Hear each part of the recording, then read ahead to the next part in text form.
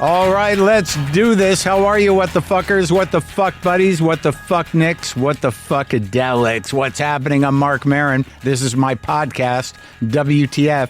It's been my podcast for almost 16 years. That's crazy. That's crazy. Yeah, how you doing? Today on the show, I talked to Scott Frank. He's a writer, director, producer, and one of the most prolific screenwriters in Hollywood. He wrote the screenplays for Get Shorty, Out of Sight, Minority Report, Logan, and a lot more, including dozens of uncredited rewrites on films like Saving Private Ryan and Gravity.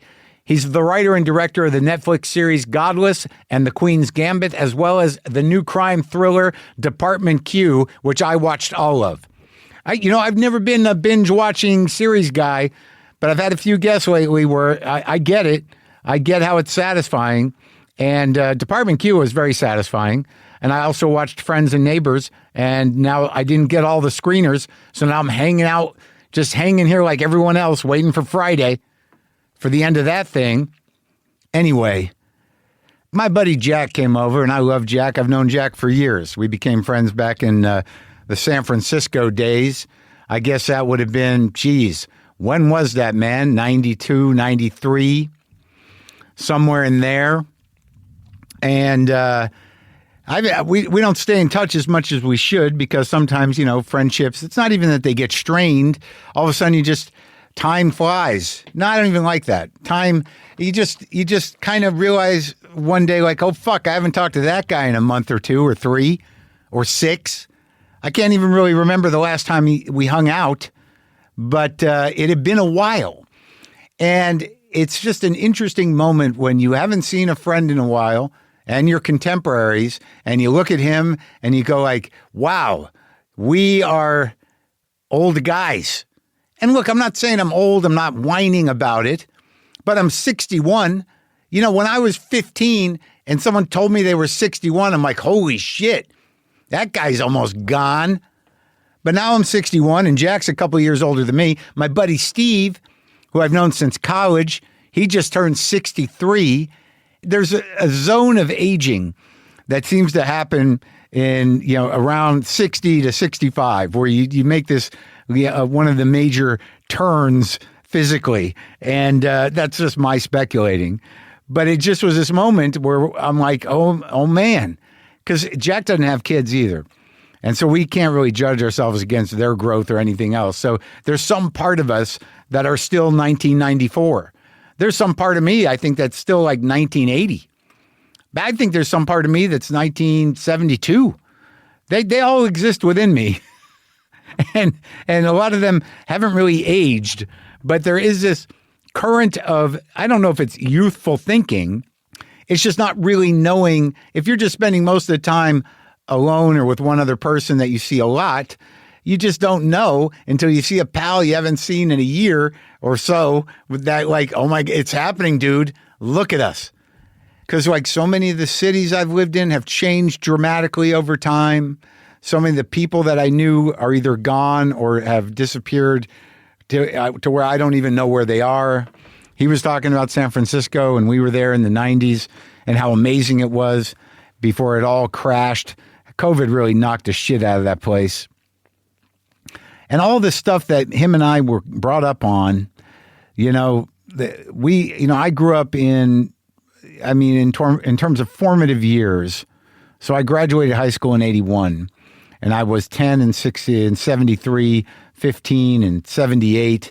And all the stuff that we were picking up was the stuff left over from the 70s and everything that San Francisco represented, all the free love and sort of celebration of weirdness and the embracing of the gay community and all the sort of wild underground comics, underground art, all the weirdness of New York and LA, all the freedom of expression that used to define some of these cities, all the beautiful diversity of creativity and just like pushing the envelope to find out, what is the edge of the human expression.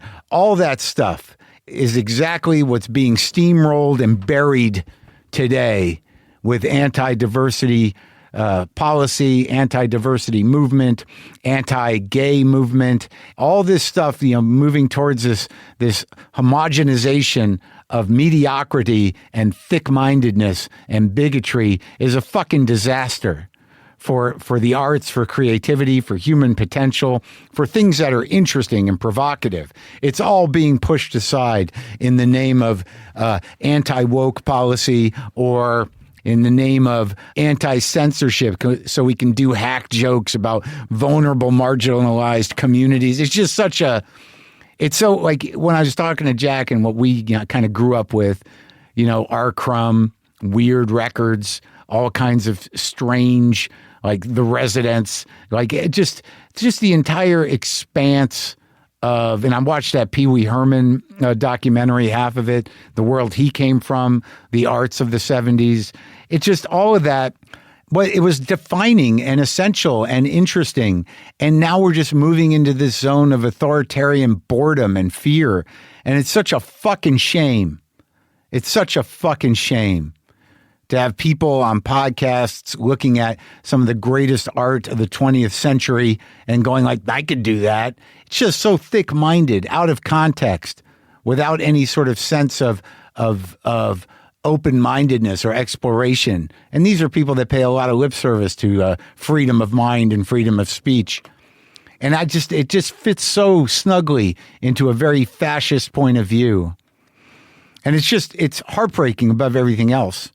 It's angering and it's scary, but above everything else, the sort of movement to erase the kind of progressive and truly edgy creativity that was evolving and progressing in music and painting and dance and writing in, live performance. It's such a fucking heartbreaking thing to grow up with such an exciting, full spectrum of human expression and just seeing that just bulldozed.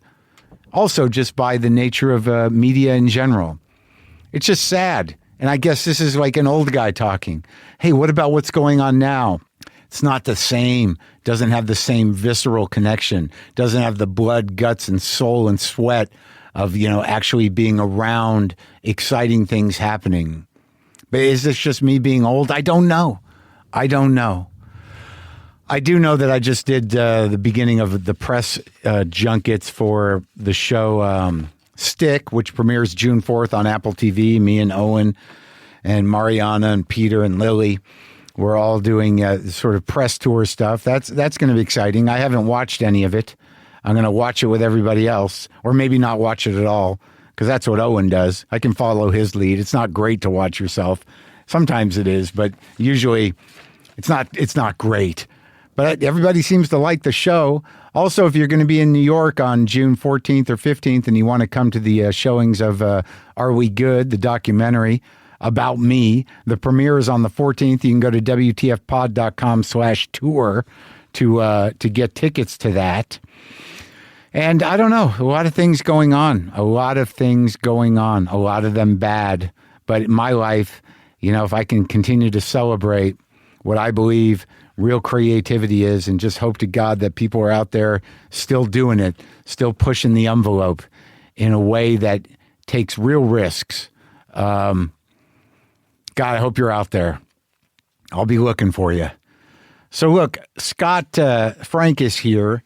His new series, Department Q, premieres on Netflix today, and it's good. It's a good watch. It's one of those kind of traumatized, angry police situations, cold cases.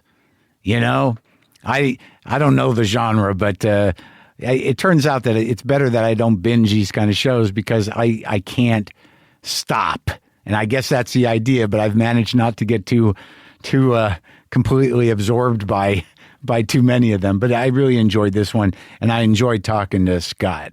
And so I'll let you listen to it now. And also, before I got a pretty big announcement on Monday. This is me talking to Scott Frank.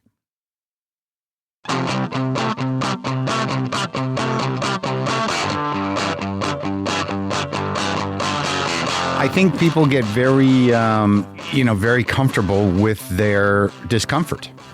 I don't know.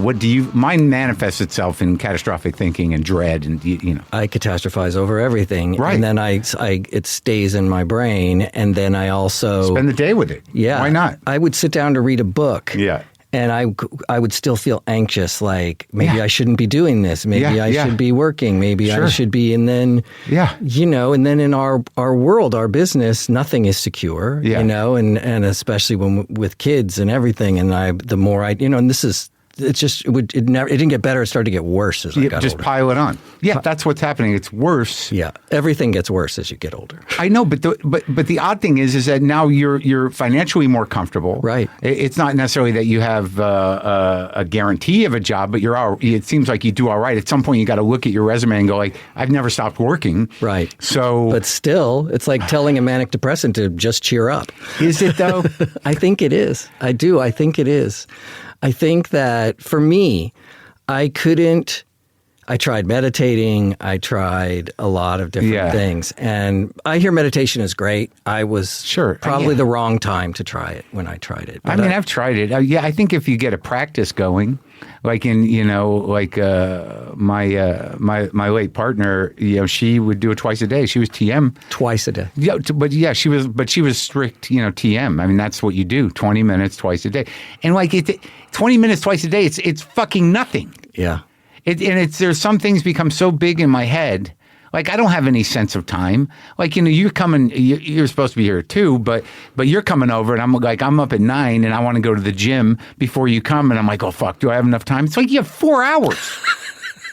I mean, what do you...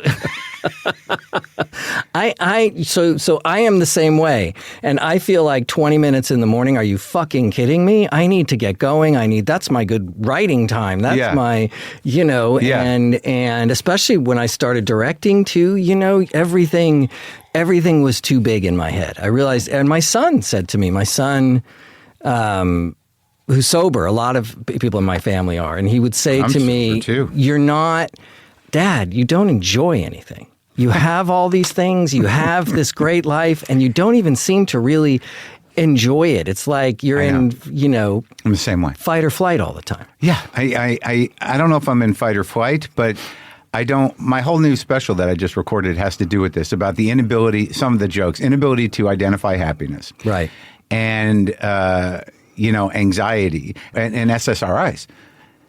But like you're saying, this idea of identifying happiness, number one, and then sort of like experiencing joy, number two. I'm like, that sounds like bullshit. Yeah, I know. Or being in the moment, being comfortable, being uncomfortable. I'm definitely that. I can do that. I don't know that I could. I had to kind of fix everything right away. And the irony is, in work, I'm a big believer. When it comes to writing especially, it's messy. You have to be comfortable with it being wrong until it's right for a year or two or however long it takes. It's just messy. Don't know how you do it. And it's why I hate all these, a lot of the film school programs and books and podcasts and things that try to organize it and turn you into a good student. Yeah. I really think that the great stuff comes from the mess and the happy accidents, but you have to really constantly tell yourself that eventually, like you have the flu, you're going to get better. Sure. You just tell yourself, I'm going to get to the other end. But also you've got to do the work. You have to do the work. You have to sit there and do the work. I think that is the hardest thing. I think that people that are coming into writing without really doing it, they're looking for a system. Yes. So they can write within the system. But if you don't have the need or the compulsion or the discipline to just write the fuck out of things, what are you going to do? No, this is one of my favorite subjects, and it's the talent or the way of thinking even. And so they tell you, if you just follow everything that's in here. Yeah, and then you write and you have an outline, you have this, and you read scripts and things where people are behaving because the script said so. Yeah. Well, but also it's just like, I hate it. I hate writing.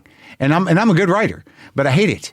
I've written scripts. I do this weekly thing that keeps me engaged with prose anyways and sort of first person stuff. But like when I've done shows and I've had to write scripts, to me it's like, oh my God. It's hard. It's hard. It's miserable. But and it's like, I just want it to be done. And like, I'm not, but do you find, is there a point, like, I notice with what I do with stand-up where I work and I work and I work, and then it gets to a point where, I'm in it. I feel good about the work. I perform it in a way that doesn't require me to life or death it. So is there a point where you're like, yeah, this is good, I'm writing? No. What it is no. There's a few minutes a day where it's going really well. Yeah. Where it's subconscious and I always talk about it. It's like this ball of dough that lands on the board and you start rolling out that ball of dough. Right. And as it gets thinner and thinner, you're hoping for another one.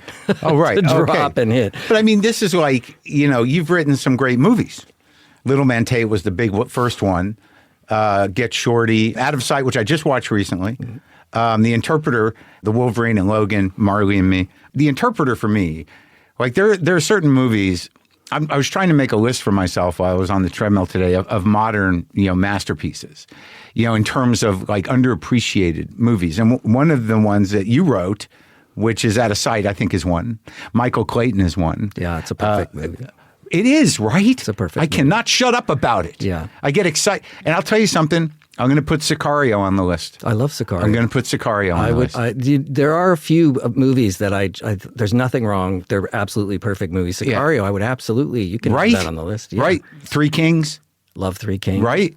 And then but Pollock, who, did he direct The Interpreter? He did. He directed it. So you work with Sidney. He was my mentor. The best. Yeah.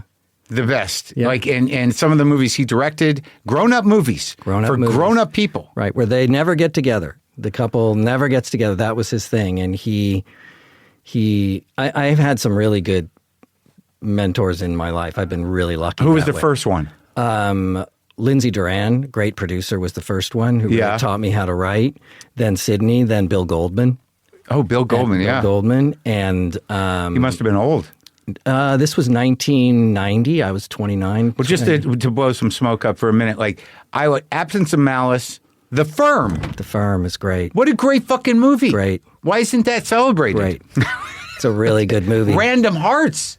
Random Hearts, I have more trouble with. The later ones, Havana, Random Hearts, even The Interpreter, I have some trouble with. Jeremiah Johnson. I love Jeremiah. That's a perfect movie. 3 Days of the Condor, you haven't mentioned that one. That's amazing for that day. One of the greatest lines ever at the end. Jeremiah Johnson, for me, like, because no one really kind of lumps it in with those kind of revisionist Westerns. It's fantastic. And it was. It's great. It's crazy. It's great. How about Will Geer in that, too? Oh, the best. Unbelievable. I love that movie. That's a perfect movie. I used to watch that and Outlaw Josie Wales on the same day. Oh my God. Another perfect movie. I watched the Unforgiven pretty frequently. A perfect movie also. Totally. And what's interesting about it is, like, he gets all the motifs in, right, of all the Westerns. And he does it pretty well. Yeah. Maybe not all of them. That's not exactly true. Like, there's some Westerns where, like, the ones that I think that are massive failures because of their they overreached was like Silverado. Yeah. Like, Kasdan, smart guy. Yeah, very smart. Smart writer. But, like, I don't know what happened to that movie. It should have been good. But it seemed like he was trying to do too much. You remember it? I do remember it. I remember it being a lot of fun. Okay. I remember it being a lot of fun. I remember... and listen, when I wrote and made my own Western, I watched everything for a year. I only read Westerns and only watched Westerns. You mean Godless or a movie? Yeah. Godless. That's all I looked at. So it was a genre study? Yeah. I thought I loved them, but I thought if I can't make people talk, I can't write it. And I was worried about writing lines let's rustle up a bunch of grub. Or Right. Yeah. Well, I think oddly in my memory, and I'll watch it again, is sort of a very finite and kind of a perfect Western is Pale Rider. Pale Rider's very good. It's very good. I like Pale Rider a lot. It's very much... It's a warm-up, though, more for Unforgiven. Oh, totally. Yeah. Because he kind of limited the scope. Yeah. Outsider comes into the town, saves the town people, goes away. Yeah. Who was that guy? Right? Which is what? Shane, kind of? Shane, which I love, is for me another perfect Searchers. movie. Searchers, I get bored with the Searchers. I like it because he's like a flawed guy. Yeah, well, he's a racist, for starters. Totally. And there's a great moment in it, too. First of all, there aren't a lot of close-ups, which I think is great, because everybody shoots. There are so many close-ups today, and that movie proves that not every other shot has to be. Well, that's because he was in love with the landscape. But there's one moment, though, where when he shows up and the wife, I forget her name now, she takes his coat, and you see her just rub the coat as she's about to put it on the chair, and that it tells you everything in that. I love little moments like that. It's great. She's settled. Yeah, exactly. Yeah. Butch and Sundance. That's also terrific, and that script is a ball to read. In fact, that's what made me want to write scripts. I read it when I was 11, and there's a line in it. Yeah, it was at the Gemco checkout. So I'm a little older than you probably, but I'm 61. How 65, old could you? 65. Oh, you look good. It's all that SSRIs, or all your insanity. They're both. Yeah. But there's when you're 11 years old and you read in a screenplay, which I'd never read before. I'd never read a screenplay before, and it says Butch delivers the most aesthetically exquisite kick in the balls in the history of modern American cinema. And that was Goldman. Goldman. I went. I'm 11. I'm a young kid. This is what I want to do. I want to do that, and Dog Day Afternoon was the other one that did. Dude, I can't stop watching that. I had them screen it at Cinematheque because they asked me, like, you want to host a screening, and I'm like, yeah, let's do that. He's one of my favorite directors as well. The other Sidney, and there's no score in that movie. There's just the Elton John song at the beginning, and then no music. And also, it's just just one ride. Yeah, it's one ride. It all happens in real time. Yeah, and then makes this fucking left turn in the middle of it. Yeah, and the audience goes with it. They go completely with it. With the lover. He's got a wife. Who's a guy. Yeah. But it's just the intensity of it, and just like that moment where Casale, is that how you say his name? John Cazale. Yeah, Cazale. He's like, did you mean it? Because I'll do it. When he said, I'll kill him. I'll kill him. And you realize, like, oh no, he's got to manage that guy. Yeah. Like this whole. What country do you want to go to? Wyoming. Yeah. And the fact that it's a botched robbery from the second the movie starts. Right. The kid who was supposed to drive, he says, I can't go. I have to go. Throws him the car keys. And the gun. And the gun.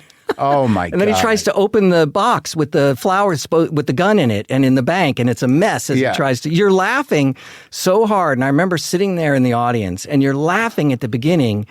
And when he gets to the point where he's chanting Attica, Attica, everyone in the audience is applauding and screaming with him. And then it gets dead silent at a certain point in the audience. It gets super quiet. Yeah. And it was amazing. And you're looking around. There were 3 movies that I remember watching in that. As a kid, when I was like, I think Dog Day Afternoon, I was probably 14. Maybe. Right. There was that. There was Harold and Maude, which did that, because Hal Ashby, another of my favorite directors. Oh, my God. To watch, Being There, and Shampoo, Coming Home. The Last Detail and Coming Home. Fucking John Voight. What happened to that guy? Well, who knows actors? We all make assumptions because of what they do, but, you don't know them. And he, I don't know what his dad was like. I don't know what any of them are like. But, the gift of the actor is we never knew who they were as people. Well, I wish I still didn't know him. Well, that's the problem. No one shuts up now, and everyone, But he's particularly bad. But that movie is great. He's amazing. Bruce Dern is amazing in that movie. Amazing. And the other one was that, really, believe it or not, Robert Aldrich, I think. The best. The Longest Yard, his version of The Longest Yard. Was it worth it? When you hit when he asked it, the game ball? Yeah. Was it when he didn't know if he was going to win or not? So would you call that's the denouement? Yeah. That's the beginning of the third act? Yeah. Right? Right. Is when he decides to win the game? Yes. Oh, it's so good. It's the best. Eddie Albert. Kill him. Yeah. Shoot him. He's trying to run. Shoot him. He's trying to run. And then that great character actor. Yeah. Ed, what is it, Ed? Oh, yeah. Yeah, I forget. But Aldrich he'd been around a long time. Oh, yeah, Baby Jane. Whatever happened to Baby Jane? The Big Knife. I don't think I've seen it. Really? No. With Rod Steiger and Jack Palance? I've never seen it. Shelley Winter?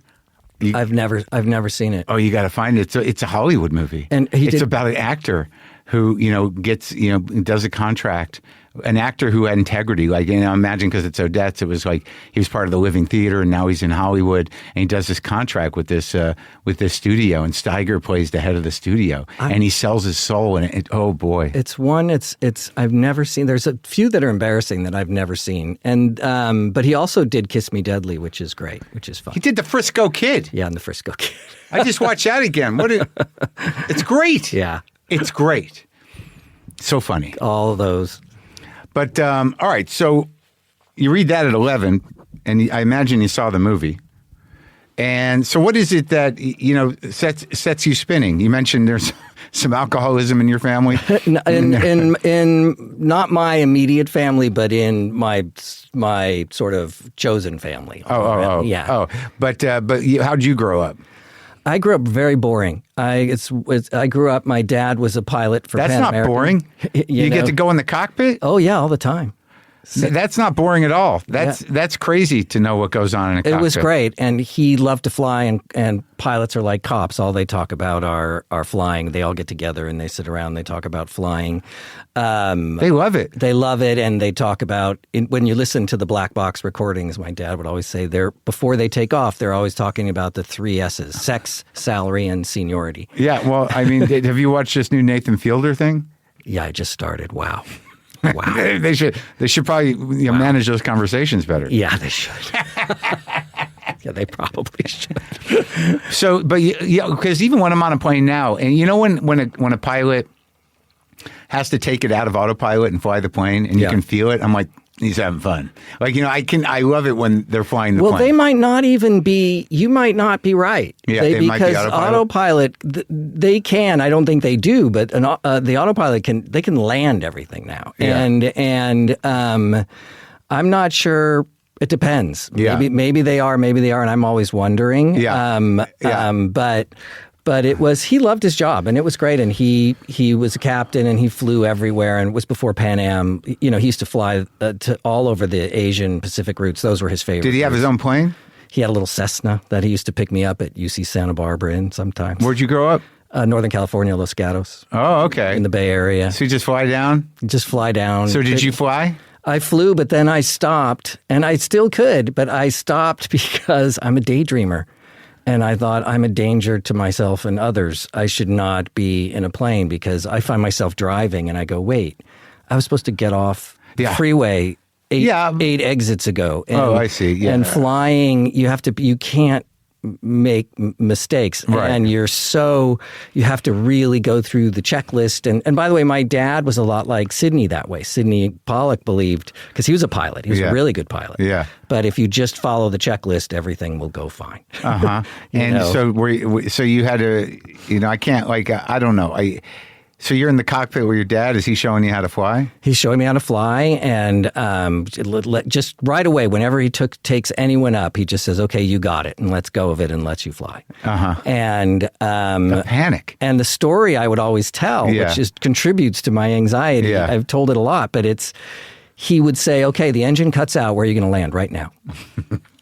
Where are you going to land right now? The engine's gone. Where are you going to land? And so it made me, in my life and career, always think about, where am I going to land? Yeah. Okay, this isn't going to, I have to think about, where am I going to land? Nothing lasts. Also, being a Jew, you're taught that nothing lasts, because history has fucking proven that. Yes. Yeah. That you could be having a great life, and in they come with boots and guns, and off you go. Sure. Yeah. I think we're probably a couple down on the list, but it's happening now. Yeah, not to Jews. I know. I'm trying to look to see where I can get a foreskin quickly. And it's not. Otherwise, I'll see you at Guantanamo. Yeah, we can meet up there. Yeah, your identity's in the cloud, buddy. There's you can't hide behind a foreskin anymore. They know where we are and what we're doing. Whoever they are, whoever they decide to be. But it does teach you, and also my parents grew up. They were products of the Depression too. Yeah. So I got a lot of, it's all going to be gone tomorrow. You never know. You might be doing well today, but you never know. And my mom constantly, the other thing I love talking about is I would come home and she'd be watching Mike Douglas or Merv Griffin, and to go, that's Bobby Sherman. He's broke. He lost everything. He's almost dead now. So that's so-and-so. They lost all their money. That's it. They're all done. Yeah. Well, I grew up with not that same kind of pressure. For some reason, my parents were self-involved enough to believe that I had my shit together, which was its own problem. But they always thought I would be okay. You know, my grandfather was different. You know, he was like, maybe you should get a job at the post office because there's security and you get a pension. That was my mom and dad. Oh, but what did your parents do? My dad was an orthopedic surgeon, and my mom was. I think she wanted to be an artist, but you know, she ended up being some variation of a surgeon's wife. Oh, okay. But you know, they were just very. You know, they were not equipped to parent. They had me when they were very young. So what I usually say is I don't see them as parents. I see them as people with problems I grew up with. And I needed things from them emotionally that I didn't quite get. But okay. You know, you fix it or you live with it, whatever. That's my anxiety. It's right. like, who's going to take care of me? Right. That's a whole other thing. and who am I? Right. Yeah, those two. But not narcissists that way, or were they narcissists? No, my dad, I think... Like you know, that word gets bandied about quite a bit, but I think both of my parents had empathy, and I think that my father was pretty close to a narcissist. But he was also bipolar, so that fortunately kind of breaks the narcissist shell in a way. And now he's like, you know, mostly demented, so he's become amazing. The depression goes away when they have dementia, but that's what it takes. That's all it takes. But the narcissism, not so much. But yeah, no, he was definitely a kind of megalomaniacal guy, not really equipped to do that stuff. But that's my life. Right. So you're growing up in this. You got siblings? I got 2 siblings. I have a twin sister and an older sister. Do they take normal lives? Very normal lives. Happy. Not a lot of anxiety going on there. Huh? Yeah. Really? Yeah. And so you're you have a younger one and then a twin? I have a twin sister and an older sister. Oh, okay. Almost 4 years old. So, but you're the kid, like, you know, you're interested in the arts early. Yeah, very much. I wanted to. So you're getting a pounding by them from day one? No, only when I wanted to take it seriously. Only when it was, I'm going to school and I'm getting a lot of, you know, doctors can write too. Michael Crichton is also a writer. Yeah. You know what? Being an airline pilot, that's good. Yeah, I know a lot of pilots who are writing at the same time. You have to get something with security. What are you going to fall back on? Yes, you know, yes. And I had a great teacher at Santa Barbara, you know, which was not a famous film program or anything, but he was great, and he used to be a vice president under Harry Cohn at Columbia Pictures. Oh wow, yeah. And he was teaching screenwriting, and he's a great teacher. And he said to me, "You're 19 years old. If you have a fallback, you're going to fall back. You don't have a family. You don't have this. Just go for it. You know, and let's see if you know how to write. And if you can write, then you should chase it." And then you get to the point where there is no more fallback. There is no more fallback. And you know what the fallback always is? So when things get dire, let me guess. I could teach. I could teach. And they are. Yeah, I could teach. I mean, and so that's the thing. And so you just realize that you have to at least try. Let the universe tell you that it's not going to happen. You know? Yeah. Not, you know, as a parent, you want to, I feel like. But if you're delusional, which you have to be to pursue a creative life, yes, you know, you're going to push back on the universe. Well, I would say reasonably delusional. Okay. Okay. So how does that unfold? You go to you study screenwriting? I studied film studies, which is I did that. I minored in that. Yeah, it's good. And so, at Santa Barbara, because it didn't have a lot of money or production facilities, that's super interdisciplinary. So you're taking art history. You're exactly. That's other right. things, and you're kind of looking at other kinds of movies, and you're also really steeped in literature, art history, and film history. Exactly. As well. Yeah. Which is great. And as a writer and even as a director, all that stuff I still think about all the time. Well, what was the stuff where, you know, at that time, because I remember, you know, I grew up, okay, you're a little older than me, but there was, you know, I took a screenwriting class and I took a history of film class with Roger Manville. And I did an art history minor, you know, primarily focusing on the history of photography. So, but you know, there was always this kind of like, well, Chinatown. Right. I mean, Chinatown is Chinatown. That's the script. That's the easy go-to, isn't it? Yeah. It is, right? But then you sit there and you toil over it, and you're like, yeah, I get it. It's great. It's pretty perfect. Because of the levels, because of, what it's really about is political and about greed and real estate. Now, I watch it once a year maybe. But then when you get into Lumet, Lumet also... But he's very versatile. Yeah. Like, that movie is an anomaly for him. I mean, like, it is his movie. Well, it's a New York. I guess. Yeah, but stylistically, you look at the black and white, you look at 12 Angry Men, and then you if you move through his filmography, he's very adept at different styles. Yes, he is. And he's not locked in. Yes. But that's as a director. But I like directors like that. William Wyler is another one I love. He does The Heiress. He does Best Years of Our Lives. Yeah. He's a really interesting filmmaker for me who they're just well crafted. Who is that noir guy? Like I kind of went on a little thing with him, and now I'm forgetting his name. What movie? It was not the Kubrick killing. It was another killing. It was called The Killing. Oh, Siodmak? Siodmak. Yeah, he's interesting. Right? Yeah, very interesting. Yeah. I mean, just sort of like matter of fact. Yeah. And kind of blocked. And that when I went to college, film noir became the other thing like Sidney Lumet that infected me deeply. Yeah, Out of the Past changed my life. Lady from Shanghai. That's one that was Wells, really, right? Really big effect. That really was for me something amazing. All the stuff going on and the stuff said and unsaid, and they're all fucked up. Yeah. I really, really like that. Touch of Evil. Oh yeah. So yeah, just Wells unhinged, totally unhinged. Totally. Oh, that was crazy. Yeah. What the famous tracking shot. Yeah. But also his sheriff was kind of something else. Just batshit. Totally. But also, the Third Man. That's an amazing movie. An amazing movie. But what, in the arc of your life, though, what do you? And I know this is kind of a shitty question. What do you see as the best screenplay that kind of like works for you as a model of a lesson? I mean, that's a good question because it leads to the notion that you can be taught something. Which is problematic.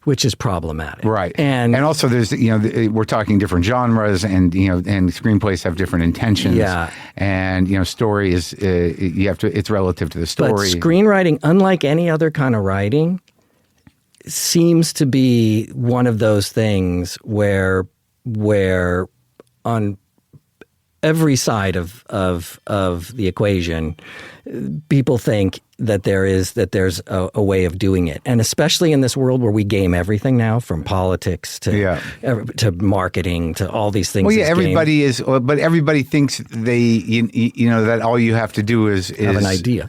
An idea, and then also, but there's also the bar has been lowered tremendously. Well, yeah, because yes, only certain things can be successful in a mainstream way, but any idiot can make himself a few bucks if he puts some bullshit together. Right. But you can't really bullshit with screenwriting because ultimately, there are bad movies, but if a movie sells, it sells. Right. And so you work within that.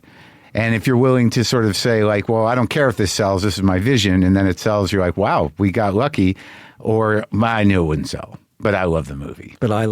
And well, that's a good feeling when you're done with something and you say, I don't care what happens to this. I love doing it and I'm happy with it. Yeah. But the problem is when you go to the movies, your disappointment 99.9% of the time is not with the cinematography or the acting or the direction or the music. It's with the story. Yeah, blame the writer.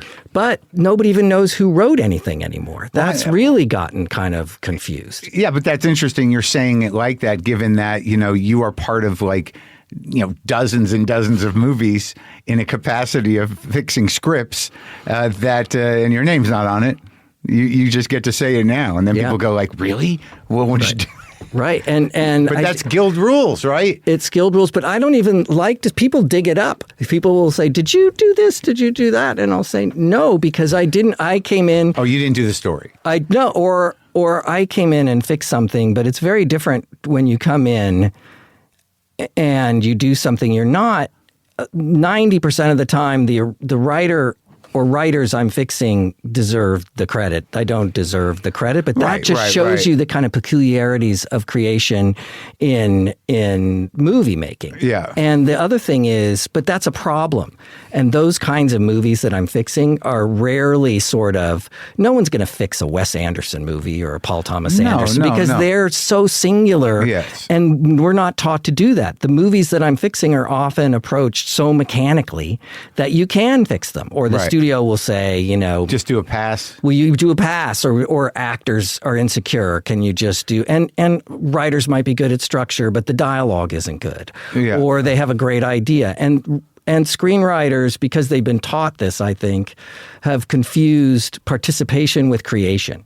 So they think, well, I was there first. I should have a credit. Yeah. I was there first. That means everything came from me. Yeah. Not really. Yeah. And it depends. It's more complicated than that. Right. And the fact that you don't know it's more complicated than that is kind of interesting. And so that's, it's a third rail of guild politics is when you talk about that. Right, right. And then some people get their name on there, one way or the other. There's 2 or 3 names on there. I share credit with a couple people that way. Yeah. One of whom has a big award nomination. Oh, yeah? Yeah, we're not going to go there, but it's fascinating to me.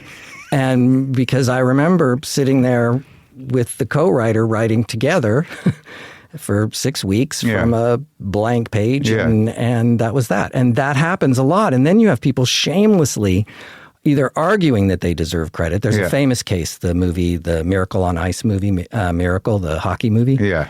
The writer wrote the script for that movie and found out after the movie was done that somebody had written the same story, and the Guild in its infinite wisdom gave the first guy sole credit because it was based on a true story, so he must have got... And it's like stuff like that happens all the time. Because they don't want to get sued, I think, so they're so careful. So they, instead of playing to win, they play not to lose all the time. And so then it becomes ingrained, and because I think it's hard to have a career in Hollywood that lasts. It's very difficult, and I think that you think the credit is the thing, and so there's a lot of fight for credit. And I understand because a lot of people are denied credit that deserve it as well. Yeah, but you listen to actors and directors going, "I basically rewrote it. I wrote the whole thing." And it's like, no, you didn't. No, you didn't. No. So how do you end up because you know, in terms of the type of movies that you've written? I mean, they go a lot of different places. So but Little Man Tate was your first big movie. Right, I wrote that in college. It didn't get made until 19. And that's an original screenplay. Yes, original screenplay. And that seems like an odd place to start. What was the impetus? It was a weird impetus. I was home for Christmas, my sophomore year of school, and I remember the Iran hostage situation was all going on. Yeah. And I remember watching it on TV, and I just woke up in the middle of the night, and I had this idea that I was going to write a series of columns for the Daily Nexus, the school newspaper, called Little Man Tate. And it was going to be, the joke was, it was a, 8-year-old kid commenting on world politics. Because there was such petulance, I felt, watching everybody screaming and this. And I thought, I'm going to have a kid talk about world politics. Now there's like thousands and thousands of Little Man Tates. Yes, there are. Yes, there are. And so that's how it started. And then I got into this screenwriting class with Paul Lazarus, and although he actually Harry Cohn's guy, actually it was a different teacher the first time, and named Chuck Wolf, who was also great. And I needed an idea for a movie, and all I had was the kid and his mother, because he was always going to be talking about his mother. And I just started writing it as a script. Oh, okay. Yeah. And then it became a thing. And that's what got you in? It's what got me in, but I had to rewrite it quite a bit, because there were lots of movies being made, Gary Coleman and the kid with the 200 IQ, and I would just see it's not a really original idea. So I have to do something else with it to make it more interesting. Oh, and so in that script got you an agent and got me an agent, got me an office on the Paramount lot when I was 24, 1984. Wow, so you're in, and Jodie Foster ends up direct later. Joe Dante was going to direct it for a while. And then what would that movie have been? It was actually, the original version of the script was a very black comedy. Okay. And Jodie... and I really like her version of the movie too, but she was more interested in alternative parenting. Yeah. And how that works. Oh, and that made it a broader appeal? I don't know what. It just made it a different movie. And I think that, and I really liked the movie, and I loved the experience of doing it with her, but it was different than what I had in my head. Yeah. But we had a great time doing it. Also, because it got made 9 years later, in some ways, and I'd written it at such a young age. Yeah. It was a little like looking at a high school term paper. Oh, I lost the feel for it. I just lost the feel for it. Right. But ultimately, once you write it and it's in the director's hands, I don't know what's your involvement generally? It depends on the director. Sure. It depends on me. It depends on what the movie is and how it came together. And I was there with her in Cincinnati while she was shooting it. I came home because Ken Branagh was going to start shooting Dead Again right after that. So while that was shooting. And he wanted you on set too? He did. And because he came from the theater, God bless him. And again, Jodie and I, so 2 actors directing 2 of my early films. The first movie was called Plainclothes that Martha Coolidge directed. That you really don't have to seek out or look at. Dig it up, yeah. You really don't need to. Yeah. But Ken Branagh came from the theater, so he wanted to have, and we were what was also interesting is they were 2 actors and we were all the same age. Yeah. And so that was an interesting experience for me. And Ken would shoot a couple takes and say, anything you want me to try? Anything else? And I would look around wondering, who the fuck is he talking to?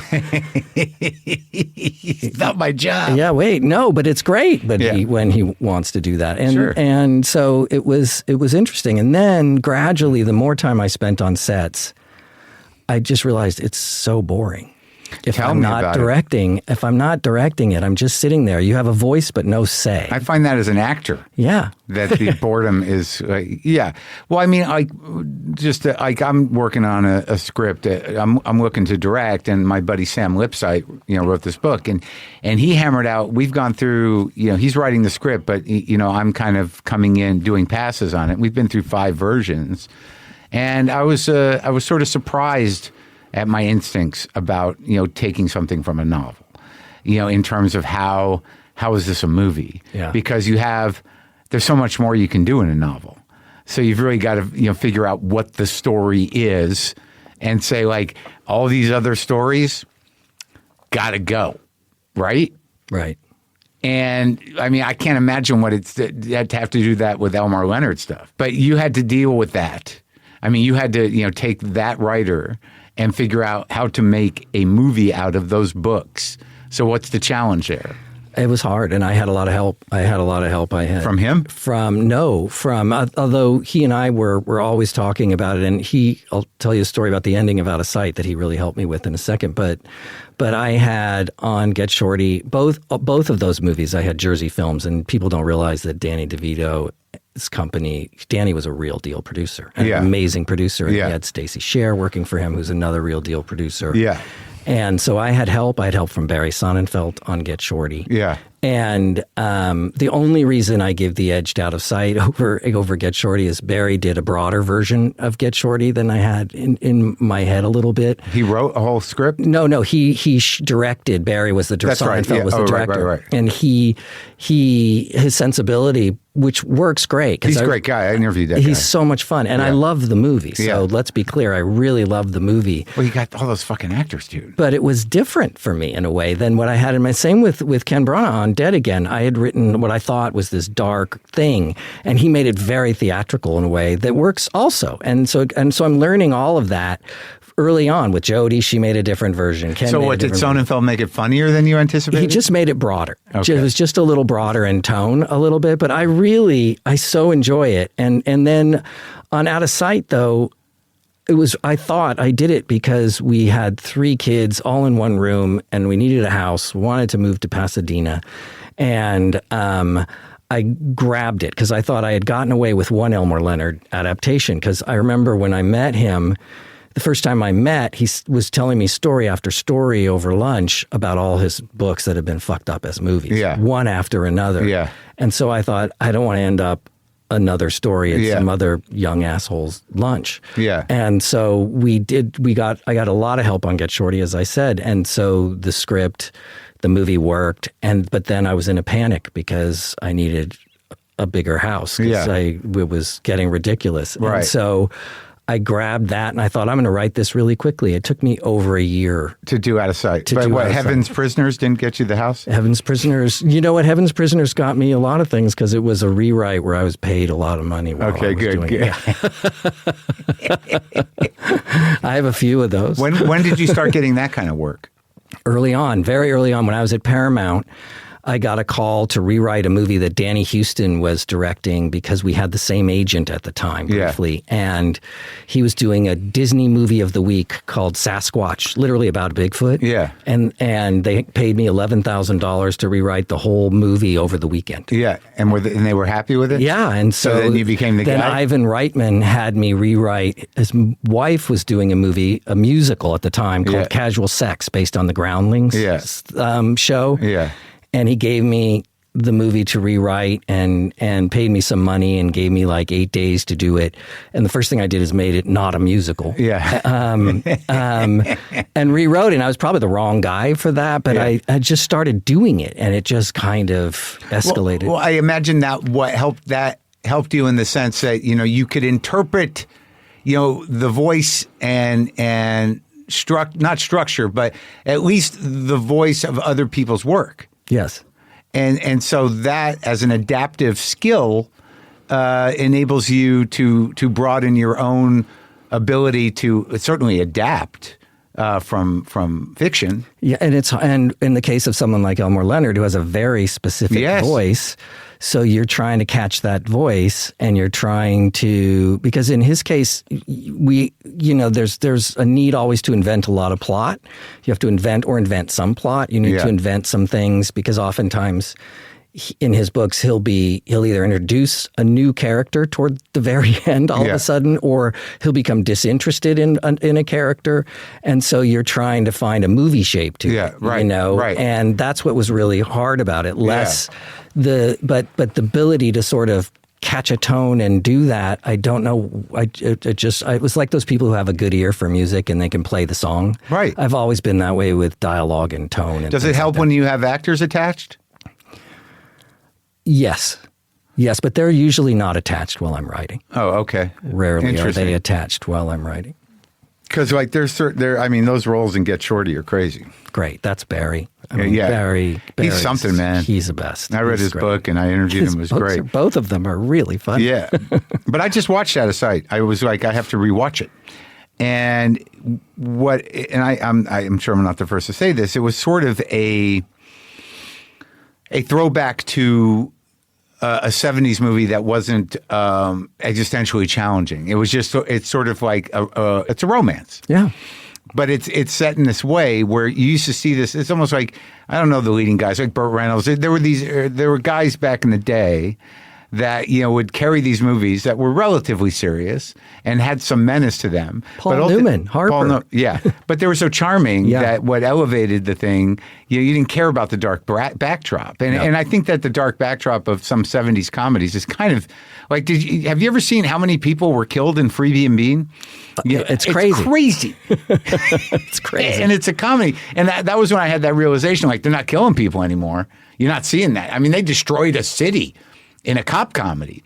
But nonetheless, I felt like it had that, there was a lightness to it because you had, you can get lightning in a bottle with those two, though. Yeah, absolutely. I mean, Jesus. Absolutely. And the thing with also, Jennifer Lopez, George Clooney, that was the right time for them and Out of Sight. And Steven, I remember him coming to my office. Yeah, he would come to my office in Pasadena and we would sit there and just go through the script and act it out. And it was an amazing experience. Okay. And we would just sit there and, talk it through and work it out. And at one point, I panicked. And because I'd sent the script to Elmore Leonard, And he said, I don't like the way it's all jumbled. The time, what are you doing? And I'm saying, well, Elmore, even going back? Yeah, in the book, you know, you open with the jailbreak, but then you flash back in the trunk. You get 30 pages of history of this guy. So I'm trying to figure out how to do that and give the illusion of the movie moving forward. And I, being, you know, basically easily influenced, strained it out. And I gave the script to Steven all straightened out. He said, what the fuck are you doing? Put it back. Oh, really? He said, yeah, put it back. What are you doing? That's crazy. Yeah. But the greatest thing Elmore did was the ending. I wasn't sure how to end it because the book ends. Yeah, the book ends where she busts him and she calls her dad on the phone and her dad says, you know, my daughter, the tough babe. That's it. Yeah. That's it. That's all.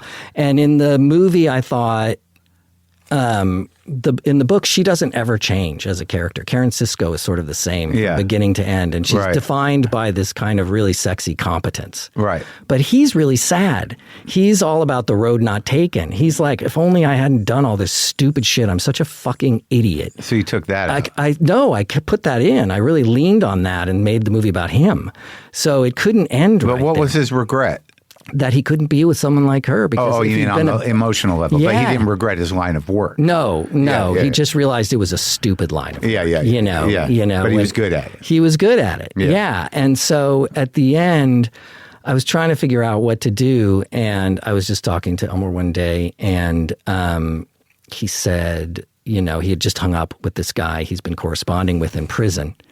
And he was telling me that this guy's trying to write a book and he's talking to him all the time. And he said, and Elmore just throws out, and he's like broken out from like 11 federal lockups. And I went, I have to go. I have to hang up now. I just need to go right now. Yeah. And it just hit me when he just said that. I went, of course. I'm going to put him in a van with that guy. Yeah. But I'm going to do a different version of him. I'm going to do, you know, the then it gives Muslim version of him. Right. But then it gives you a romantic ending. Yeah, exactly. And that, you know, like, it seems like in the book, you know, she was not invested in her love. No. And in the movie, you're like, here we go again. Right. But you don't even know. Maybe he will break out. Maybe he won't break out. But it's that look on her face. Yeah, that look on her face. And you wrote that in. Yeah, that's all in there. That's all in there. And but that when that happened, then I realized, okay, we're done. We're done now. Now we got it. Yeah, it was great. And then how do you go? And then you go to Minority Report? The hardest thing I ever worked on. It's a hard movie. A really hard movie. And we spent a long time. Originally, that was going to be a job where I was going to work for a few weeks and on the script. And Steven Spielberg was just wanted to work on, had a few things on the list he wanted to do with the script.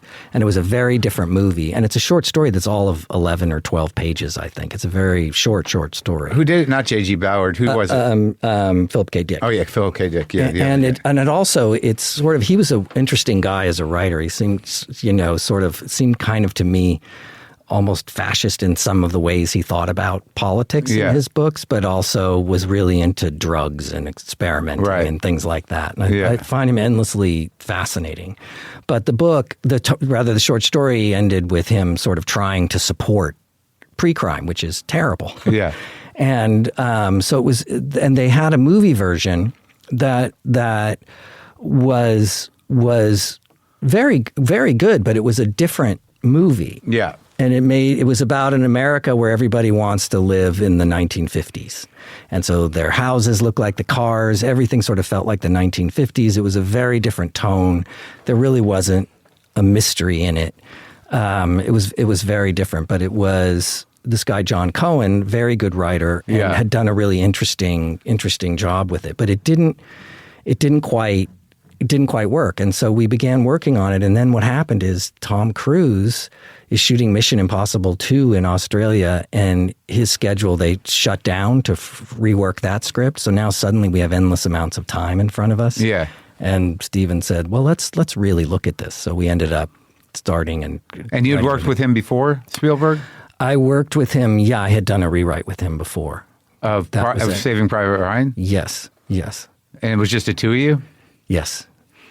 What were the fundamental issues? that he was worried about? The voice? He wanted to give the characters more individuality. And to sort of give them... Yeah, you had a Dirty Dozen It. Yeah, he wanted to sort of give them so that they could be a little more specific. And it's funny, I never ever really talked about that movie until Patrick Radden Keefe outed me in the New Yorker. Yeah. But it was a really good script and a really good idea by Robert Rodat. Yeah. And he deserves all the credit for it. But it seemed like, when a director, or when you do rewrites, like in certain situations, it's really not about the story per se.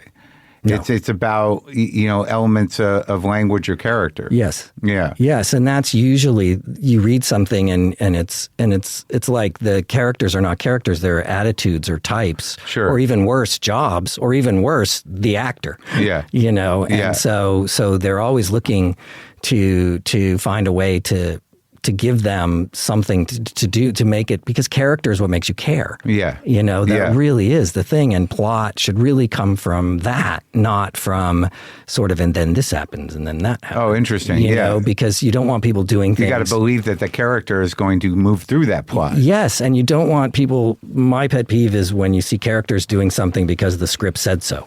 Yeah. Why are they arguing with each other right now? Yeah. Why don't they believe Jack Bauer? He saved the world 100,000 times, and now he's saying, I'm going to save the world again. And then they say, no, you're not. You arrest him.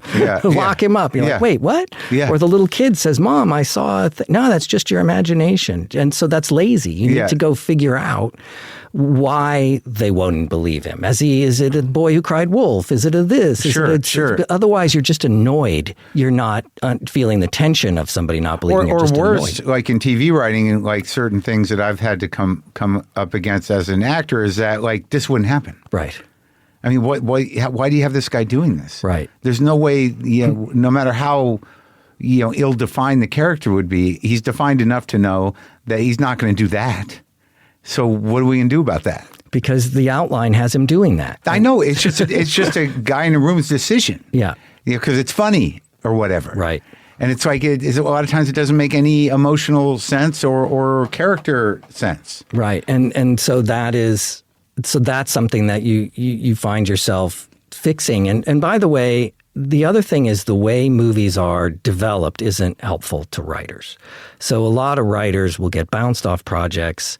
There are things, I just read something not too long ago where I said, you don't want to get rid of this writer. This writer can write. Yeah. You're just not, no one is having the right conversation about the script. Right. You don't want to get rid of them. And I wish I had been mature enough or smart enough to recognize that, because there are probably many times where that had happened in of the 50 or 60 or so things I've done over the years. Yeah. There's got a lot of them. And there are many jobs that I didn't do. You didn't stand up for the other guy? Where not that I didn't stand up for the other guy, but that I didn't realize that they don't need me. Yeah. There's something else going on here. Okay. You know, that this is another thing. And listen, as writers, we're also frequently our own worst enemy. And sometimes... Yeah, sometimes it's just a personal lack of communication. They don't want to do it, or they refuse to do it. There are a lot of those where, or most of the time when I'm fixing things, there were already...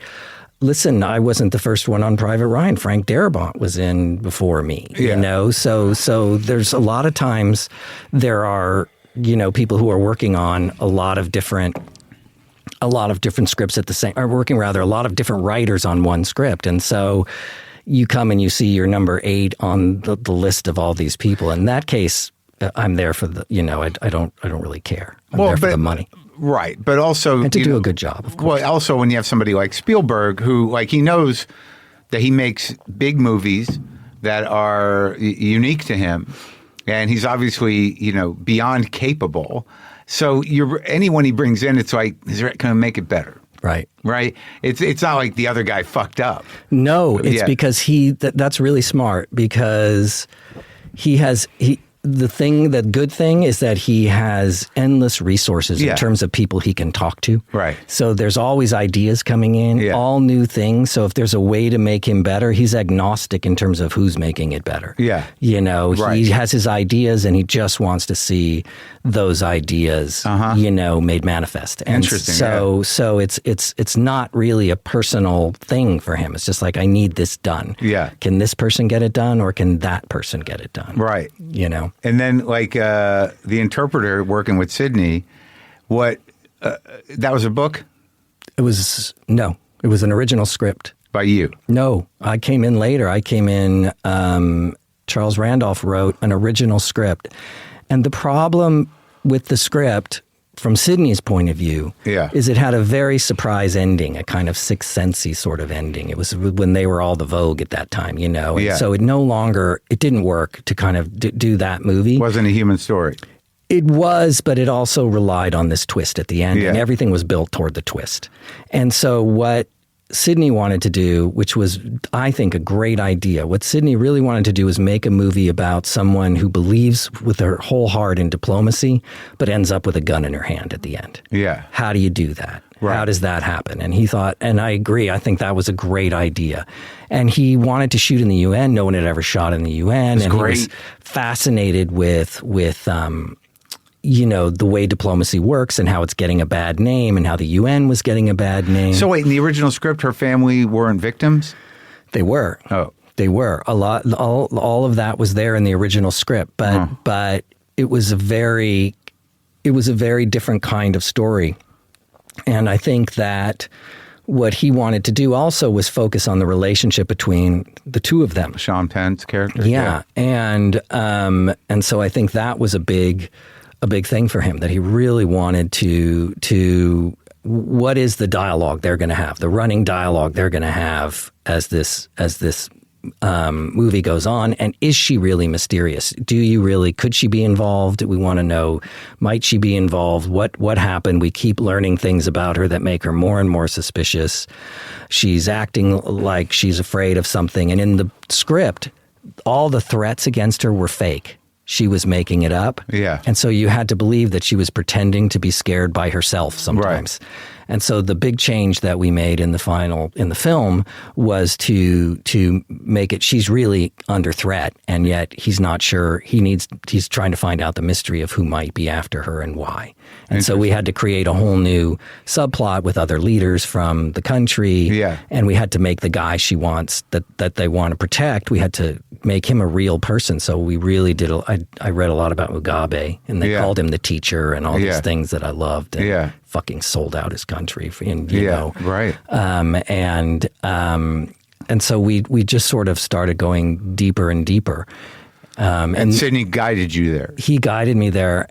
But we also, it was hard, and I felt like I couldn't deliver for him. I felt like at a certain point I gave up. He was very upset with me. I kept saying, I don't think I'm giving you what you want. And it was interesting because his apartment in New York City overlooked the UN. Okay. It was on the East River, and out the window you could see the UN. And I just was feeling kind of stuck, and I felt like, you know, maybe I should go home and do this alone and see if I can do it alone. Yeah. And I couldn't. I couldn't figure it out. And I remember one day, all three kids, my wife and myself, we all had the stomach flu at once, which is awesome. Yeah. And yet nothing was coming out of me. I was sick, but nothing. And I thought, this is a sign. I go, this is You're blocked very deeply. I'm blocked very deeply. And so I said, you know, and so I left the project, and then Steve came in and finished it, because I just didn't feel like I was doing a good job. I wasn't making it. And did you and Sydney survive that? Yes. Okay. Yes. Eventually, you know, he was really upset with me, but we talked later and made up. But after, like, and then the next few movies, you know, Marley and Me. What was that? I know that's my son loves to make fun of me about that movie. You know, if he's trying to dig at me, he'll go, "Yeah, well, Dad, you wrote Marley and Me." It was a big movie. I love that movie, and we're big dog people, you know. And You needed a break. No, it was weird. I didn't want to do it. Elizabeth Gabler, who was running the studio, said, I need a rewrite on this movie. And Don Roos, who wrote the first draft of the script, is going off to make his own movie, so he can't do this, which is usually a very common reason for why they need somebody else. Somebody's not available to finish, or they don't want to finish. But Don was going off to make his own film. And I said, I've read that book. My daughter knows that book. And my daughter, every night we would take the dog for a walk, she would tell me another chapter. That's so not me. Yeah. And she goes, it's a story, and the story needs fixing and finishing. And I think you could do it. Just take a look at it. Yeah. And so I read it and I realized, oh, this isn't about the dog. It's about my marriage. Yeah. I'm going to make this about the messiness. And when I think about the history of our, 37 whatever years, I think all you think about are the dogs and the different dogs and the this. And it's like this great metaphor. And so I really ended up having a ball doing it. Oh, that's great. And so that's how it happened. Oh, that's great. And then, like, I guess, I mean, I'm not a Marvel guy, but the Wolverine and Logan are pretty high up on sort of the list of great, kind of different type of Marvel movie. Am I wrong? Logan, certainly. Yeah. Yeah, Logan, certainly. Wolverine was and I say this to Jim all the time, so it's no secret. To Mangold?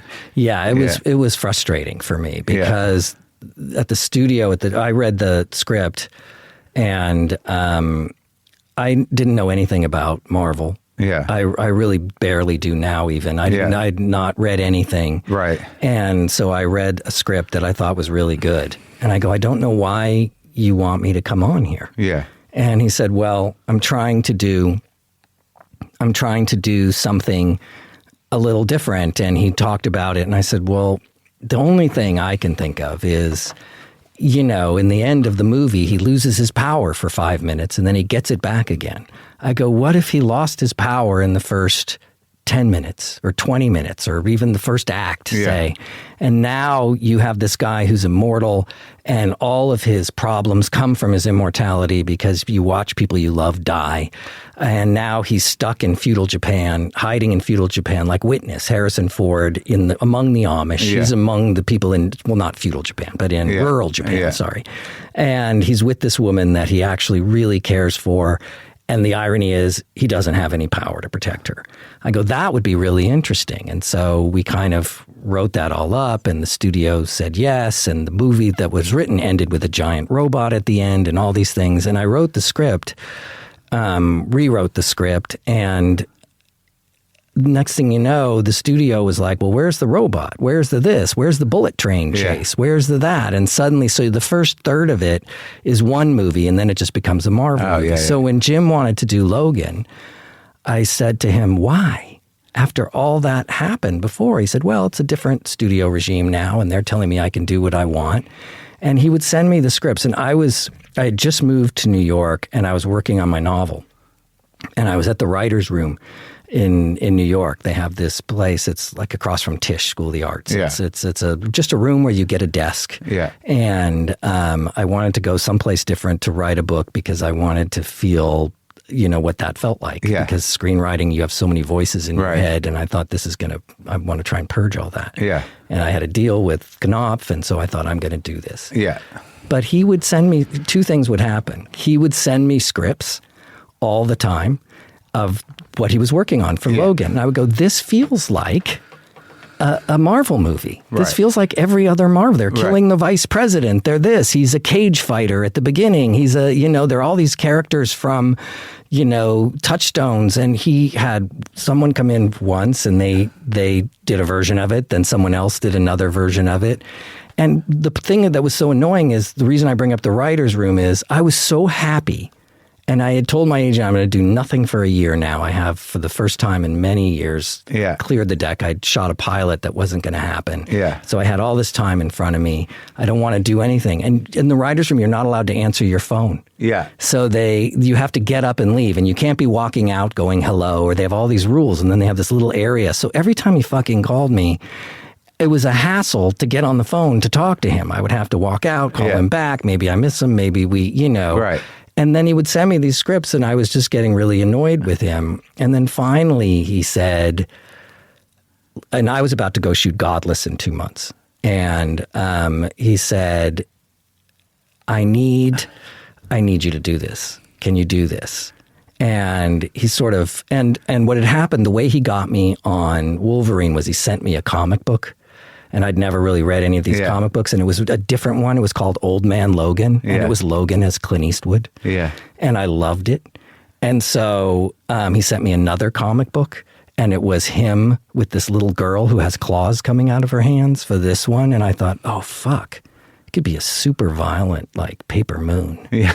What if we did that? And so it kind of, despite myself. And so I said, okay, what if I write the opening scene? And Jim he's the best writing partner imaginable. He's so good, and and even if he's not writing, he's just giving you, guidance as a director. He's so smart, a big brain, and he kind of is very clear with his intention all the time. Yeah. And it really is a kind of 1 and 1 is 3 situation for me. I really enjoy doing it with him, and I hope we write some other things. He's one of the few directors that I'd still love to write for. But the last thing I was going to say is I said, I'll write the opening scene, and if you don't like it, because it's going to be the key of the song, then we'll part company. And he said, well, why? What are you thinking? And I said, well, I'd always wanted to do a James Bond movie that opens with not a giant stunt, but he gets the shit kicked out of him. Yeah. And that's what I want to do here. And so he said, well, show me what that looks like. And so I started to do it, and I was so mad that I had said yes as I'm writing. Yeah. And I don't know if you've ever experienced this, but it's coming out in the writing. I'm so angry that I literally stop and write this 2 or 3 paragraph obnoxious as fuck manifesto about this movie will not be this. It will not be that. It will be this. If somebody falls out of a window, they're going to fucking die. If somebody gets it was like this awful, stupid thing that is still to this day in the shooting script. And then I wrote that opening scene that's in the movie, and they were like, yes, let's do this. Let's go. So you were in. And then we just did it back and forth. We just literally, he was in California. We just passed the script back and forth. And I kept saying things like, I just wrote a scene where this whole family gets massacred. There's no way anyone's going to want to do this. And he's like, I love it. And and then Shane, 2 things happened that were fascinating. He decided to use Shane. He was watching it, and he said, we're going to use this in the movie in a great way. Yeah. And it completely organized everything in my head. And what was that element? It was the idea that, the mentor, the violent mentor, and then the young kid, and the sort of the using the tone of Shane for this, and also the sort of Western feel. Because Jim loves Westerns, and so do I. And so I thought that was a really good idea. It was so smart. And then I had this weird idea that just came out of me one day when I was just writing on it, which is, what if the whole thing this girl believes is true? This whole journey he's going on is based on a comic book, a Marvel comic book, where he realizes this whole place that she's got me taking her to, this Eden, isn't even maybe a real place. And then the joke is it turns out, of course, to be a real place. And then we finished the script, and I forgot about it. And he had an outline that he wanted to follow, so we kind of knew the basic outline of it. And we wrote it. We wrote it very quickly, and then I went off to go shoot Godless, and he went off to go shoot Logan, and I forgot about it. And a year or so later, he said, Godless was a long shoot because it was 7 episodes. So I finished after he did, and when I finished, he said, I have a cut of the movie, and we tested it, and it tested incredibly high. And I said, that's impossible. And he showed it to me, and I watched it on my laptop. He sent me a link. I was so skeptical that I didn't even put it on a big screen. I just watched it on my laptop, and I thought, oh my God, he stuck to his guns. He did everything he said. Nobody got in his way. They let him make this movie. I can't believe they let him do some of the things he did in this. And it's one of the, outside of the first time I saw Out of Sight, it's one of the happiest I'd ever been to see an early cut of something. And God bless him for dragging me into that. That's funny. It's the closest you've gotten to an independent film. Yeah. Exactly. You work with a guy who is in the biggest machine in Hollywood. Yeah. And you guys made an independent movie. I don't know how we got away with it. I have no idea how we got away with it. So, but you don't do like that thing, the independent movie thing. Well, The Lookout was a small movie. Sure. but not. I haven't really. I have and I don't know why. Do you think it's because like you work for a living? That could be. Could be the monthly nut, you mean? Yeah. But that was The Lookout was the first one you directed? That was the first one I directed. Yeah. And then what, you did one other film, directing and writing? I did A Walk Among the Tombstones. Yeah. I did this pilot called Hoke, based on these Charles Willeford novels I love, but for FX that ultimately didn't happen, but it was a great experience. Oh, good. And then with Godless, you were able to shoot a lot of those? Yeah. Did you shoot all of them? All of them. Yeah. All of them and all of the Queen's Gambit. Well, that's interesting because, like, you must have learned, something from focusing on the novel in terms of your own voice. It freed me up. It was like, I mean, two things happened. One, I think going on Zoloft at that time. Yep. Two, I think working on the book and just freeing up my brain to just to be loose and more supple in terms of, and not so careful anymore. And also you weren't limited to, like, with Queen's Gambit was a very interesting environment or world. Yeah. Right. No one's going to come up with that idea. No. you know what I mean? And well, Godless, you were able to exercise everything you wanted in terms of Westerns. It was a great sandbox to play. Yeah. But I assume it's just interesting to me that as opposed to, play in the field of, like, being a big script writer and doctor and stuff, to just pull out and go, like, I'm going to do an indie movie and not care, is that, you picked a fairly big audience. Yeah, canvas to work your shit out with a lot of support. A lot of support. But this is where Steven Soderbergh comes in, because on A Walk Among the Tombstones and Tony Gilroy, two of my oldest friends. And those are great friends. And they're nasty when I show them stuff. Tony can be brutal.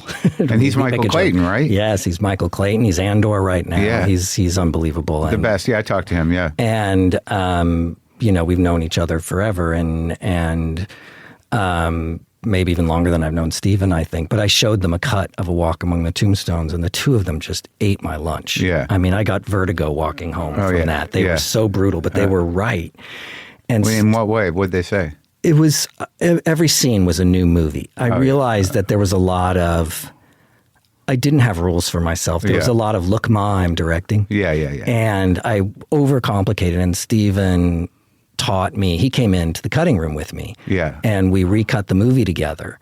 And he said, I'll be your editor. Let me be your editor. And I said, well, I don't want to cut your movie. I want to cut my movie. And he said, well, we're going to cut your movie. You have it all there, but you're using all of it. Yeah. And you need to simplify it. And what I learned going through the process in just a couple days with him, I mean, we spent a week together in the cutting room, but is that the effort to make something simpler as a filmmaker makes it more elegant. Yeah. And in order to make it simpler, you need to have real rules for yourself. And so after that, I did Hoke, where I experimented on that. And then Godless really solidified that for me, and Queen's Gambit. Well, Queen's Gambit, you had to be meticulous. Absolutely meticulous. And it was really, instead of trying to overcomplicate it, how do I really make this simple? How do I choreograph or block certain things? You make it about her. You make it about her, but it's even the filmmaking. Yeah. How are you telling the story? And I relied more and more.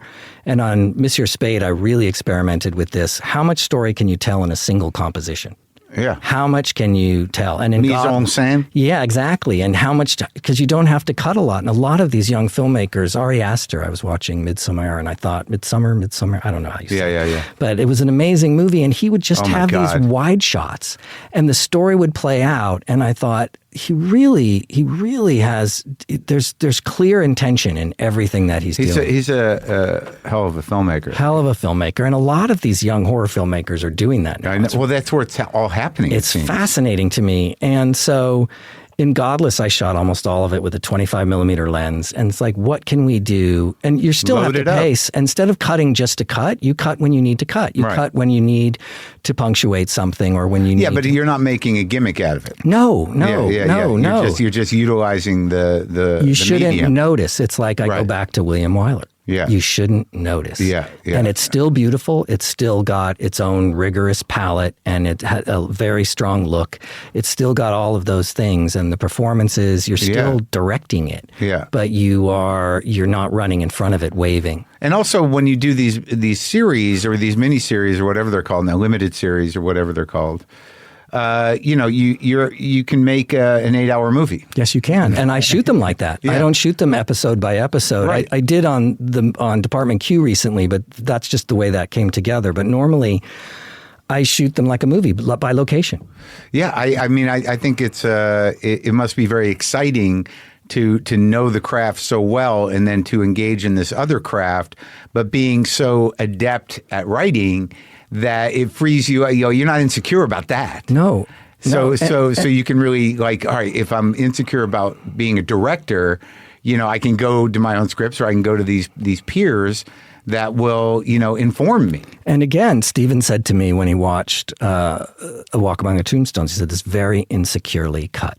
You don't have," those were his exact words, and then talk about shriveling. Yeah. And so there are times I'm on the set where I'll be shooting and I'll realize, because it's all about the story, it helps you have a conversation with your actors. Those conversations are better. Yeah. I know I'm OCD, anal, whatever you want to call it, but prepping is really important to me to know, just so I have freedom to work with the actors. It's my favorite part of directing, I think. But there'll be times I'll be shooting and I'll say to the crew, "We have to stop. I made a mistake. We're not telling the right story here. Right. It's the wrong point of view, or we're not focused on this, and I'm going to have to shoot my way back to. So we need to stop right now rather than waste time. So I'm going to create a scene I can cut that's the wrong scene anyway. Yeah. Let's, and then I would tell the story to them. I would remind them of what is the story here, and everybody gets excited, and we go, and that happens at least once or twice on everything I've ever done. Now, when you do we'll talk about Department Q, but just what did you learn from Goldman essentially? Goldman was just a great yarn spinner. Okay. And his instinct for going in the opposite direction, where they think you're going to go, to lead people on this is what's going to happen, and that doesn't happen. Something else happens. Well, that's Department Q is all of that. That's all of that. It's all of that. It's like I'm pissed off because I only got 5 fucking episodes. That's all. I'll give you the rest. Tell them to give me the rest, because now I'm in. Yeah, the last 4 are the best episodes. And is that it, or you can do? I would love to do another season. But you shot this as if it was it. No, we shot it hoping it would be another season. But this crime gets solved. Yes. Yeah, well, yes. I need the rest of it, and I can't wait for however fucking long. When is it going to be out? May 29th. Oh, soon. Yeah, soon. But I don't want you to forget the first 5 because I'm locked in. I watched them all back. I got to give you. I'm going to get you the next. Tell them to send it to. Yeah. But when you're going to write a movie, what do you know you have to do? In terms of, we know there's a 3-act structure, but not necessarily. Okay. Well, so that's out the door. But in terms of what are the essentials, in terms of style or in terms of form that they're already ingrained in you. Yeah. But if you were to tell somebody, if not to make it easier for them, but from your point of view, what do you got to do once you have the story? So the idea is just the excuse to start with. The idea isn't everything. And when you put too much pressure on the idea, you're in trouble. Yeah. And so the thing I need to be really clear about is who. Who am I writing about? And if I can't make 2 people talk to each other, I can't write them. Yeah. I can't write characters if I don't know them well enough. And so no plot is going to come from these people if I just know, slightly of them. Yeah. And so that's one thing. Character.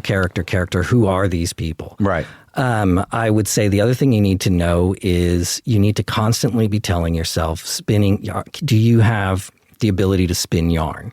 Can you do the once upon a time? Yeah. Every time you're writing a scene, what comes next what is surprising to you that's why I don't outline. I outline a couple scenes at a time to know. But beyond that, I don't know where it's always going. I have an ending maybe in mind. I have an idea where it's going. Yeah. But I feel like I just want to keep making it feel downhill as I'm telling the story. I don't know necessarily what the whole shape will be. I get ideas as I go. I'll spend months just writing about the script before I write it. Not doing exercises or things, just writing whatever. Whenever it comes to you? Yeah, whatever I'm thinking about. And then I'll reorganize that into kind of an order. But I think the main thing is to keep yourself open and to not do things, again, to not give yourself these tasks that are more about being a good student than being a writer. Yeah. And a lot of people, they love their dry erase boards and their cards and their this, and that works for them. Yeah. But I have a very neat desk because I have a very messy fucking head. Yeah. And so that for me, I need to be able to just go off and try and write, because that's how you get the happy accidents. Yeah. If you're careful, which I was sometimes early on, if you're too careful, you're not going to, it's going to feel that way. Right. And so I would tell people, when you start, just make it downhill. Don't have expectations as to how long it's going to take you to write, because that's always disappointing. Yeah. And it's going to take you longer. And no one wins prizes for getting a script done. Yeah. You know, the contract in Hollywood is 10 or 12 weeks for a first draft. I have never in 4 decades ever made that deadline. Never once. Yeah. Because you can't. I don't know how you can. Yeah. And so that's where I would say that if you approach it with these little bite-sized things and you kind of make it downhill. Okay. And with Department Q, I mean, is this all original? No, Department Q is based on a novel. It's one of a series of novels from this Danish author, U.C. Adler-Olsen. Because it's another one of these worlds where, not unlike Queen's Gambit, where you're like, well, how are we in Edinburgh? Right. With a cop with PTSD because of a very specific thing that he might have fucked up, and, kind of move from there. But, I don't watch a lot of that type of television. And because of that, and also because it's so good, I'm like, oh, my God, why am I not watching more of this kind of, Well, there's a little bit of a True Detective element to it. Well, I love those British procedurals. And this is a Danish novel that I turned into a British procedural. Yeah. And I'm obsessed with Happy Valley and Broadchurch and Line of Duty was this fucking masterpiece. It's like their Wire, I think, or Blue Lights, all these, or going back to Prime Suspect. And they're great. And what I wanted to do, what was so fun about doing Godless was to embrace every single Western cliche there is. Yeah. The gunfight, the breaking of the horses, all this, the crazy bad guy, all this, and then turn it on its head somehow. Yeah. And so I wanted to do a procedural that's also on tilt a little bit. Right. And so that was the fun of it. And so I read these books. The author gave me just gave me the books 15 years ago. Yeah. He said, they're yours. And I was never going to write or direct them. Yeah. I just wanted to watch them. Yeah. And so I kind of was trying here and there to get them made, and I couldn't do it. And I was in prep on Queen's Gambit when Rob Bullock, this terrific British producer at Left Bank, came to visit me in Berlin where I was shooting. And he said, listen, let me help you. We'll get a writer. You can work with somebody and you can develop it and then, and I said, okay, but I'm not going to direct it or do any of it.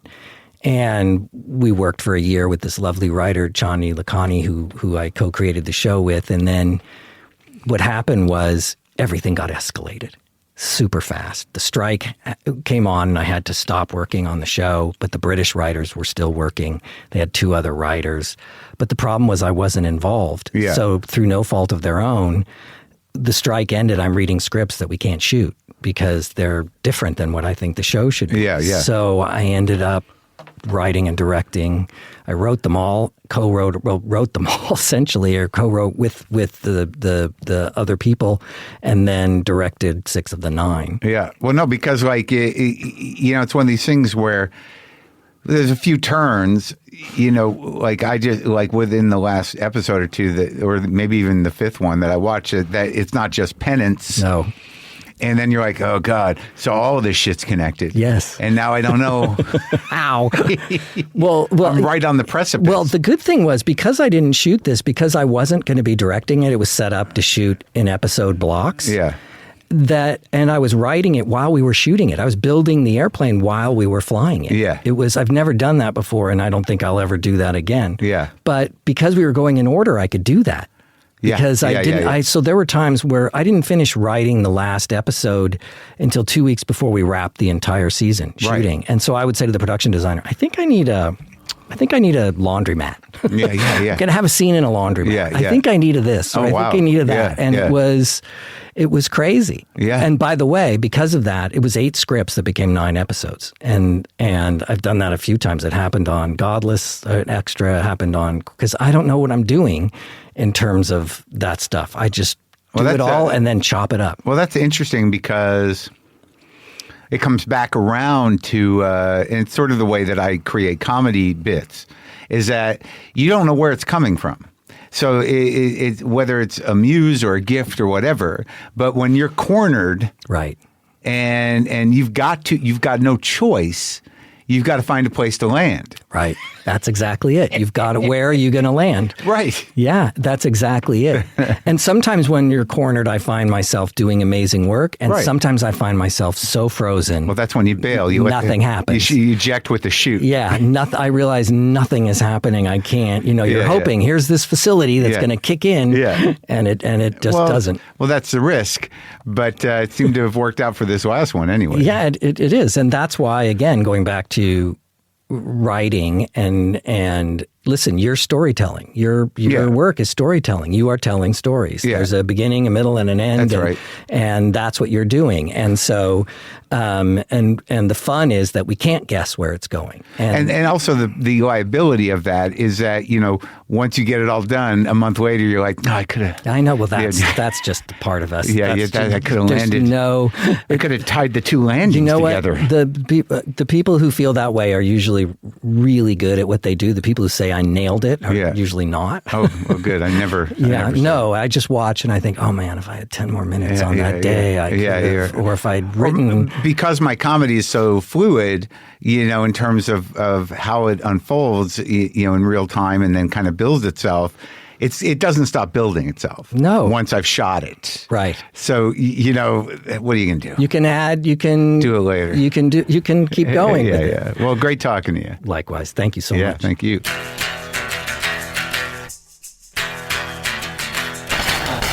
There you go. You can stream Department Q on Netflix. It's a good show. It's engaging. I liked it. Hang out for a minute, folks. Hey people, John Mulaney is back on the show next week, and before his new episode on Monday, you can go back and listen to him on episode 551. You saw my worst set ever, I think. At that one-man show? No, in Aspen. Did I? Yes. You don't remember that? Of course you wouldn't. That was a huge moment in my life and not... But I was there. You were the host. I met you that weekend. I hosted for you and Tosh. You guys were co-headlining a show. This was... oh, my God. You were wearing American Apparel jackets and overcoats a lot during that time. Sure. So you were very nice to me. Yeah. I had just seen you on Conan. Yeah. And I really liked that joke you did about your mom calling you and asking you what you thought of this guy Sabu. And you saying, Mom, do you mean Barack Obama? So... I told you that at the Tosh. I got to host for you and Tosh. And I walked up on stage and I started to talk. It was you reminded me of it when you said my laugh was up here. I couldn't breathe at all. It's hard to breathe there. Couldn't breathe at all, though. And my first joke I remember this died. It died, and then oh my God, I remember white this. hot panic rolled over me. Right, but you were having trouble. Like I was having real trouble, both in the bombing sense, and also I couldn't breathe. And to this day, I don't know if I was having a panic attack or elevation sickness. But there was like concern. Like you got off stage and it was like you were fucked up. You and Mike DiStefano were very nice to me backstage. They got me an oxygen tank. I remember this right? now. Right. And Mike DiStefano sat with me for a little while. You came and checked on me, which I always never forgot. You were very cool in that moment, and you came on stage, and so I bomb and almost die. You come back on stage and said some nice things about my set and kind of used one of my jokes to get into one of your jokes. I remember hearing it and going, oh, he's really trying to make it seem like that went fine. That's from episode 551, available for free on all podcasting apps. For every episode of WTF ad-free, sign up for WTF Plus. Just go to the link in the episode description or go to WTFpod.com and click on WTF Plus. Again, John Mulaney will be the guest on Monday's show, and I also have an important announcement at the beginning of that episode. And a reminder before we go, this podcast is hosted by Acast. Here, I'm just going to try to hold on to this riff.